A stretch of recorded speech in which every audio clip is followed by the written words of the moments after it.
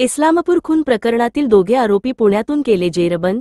इस्लामपूर शहरात गाजलेल्या पारधी खुनाच्या प्रकरणातील दोघे फरार आरोपींना सांगली स्थानिक गुन्हे अन्वेषण शाखेच्या पथकाने जेरबंद केले आहे. पुणे रेल्वे स्टेशन परिसरात सापळा लावून आरोपींना ठोकल्या बेड्या.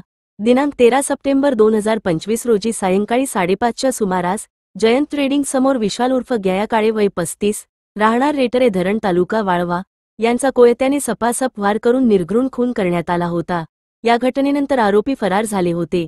या प्रकरणी इस्लामपूर पोलीस ठाण्यात गुन्हा दाखल करण्यात आला असून या दरम्यान सहाय्यक पोलीस निरीक्षक जयदीप कळेकर यांच्या पथकाने गुप्त माहितीच्या आधारे पुण्यातील रेल्वे स्टेशन परिसरात सापळा लावून आरोपींना बेड्या ठोकून चौकशीत केली असता आरोपींची नावे देवदत्त बिरजा पवार वय 35, राहणार साखराळे तालुका वाळवा व पवन बिरजा पवार वय 25, राहणार साखराळे तालुका वाळवा अशी उघड झाली.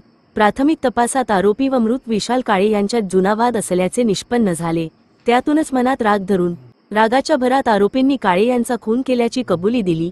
या कारवाईत पोलीस निरीक्षक सतीश शिंदे, सहाय्यक पोलीस निरीक्षक जयदीप कळेकर, उदय माळी, अरुण पाटील, संदीप गुरव, अतुल माने, रणजित जाधव, प्रकाश पाटील, संदीप पाटील, सागर लवटे, पोलीस कॉन्स्टेबल ऋतुराज होळकर, पवन सदामते, विनायक सुतार, सूरज थोरात, सुमित सूर्यवंशी, अभिजित माळकर, संकेत कानडे, गशेन शिदे, अभिजित पाटील, अजय पाटील, सायबर पोलीस ठाण्याचाही सहभाग होता.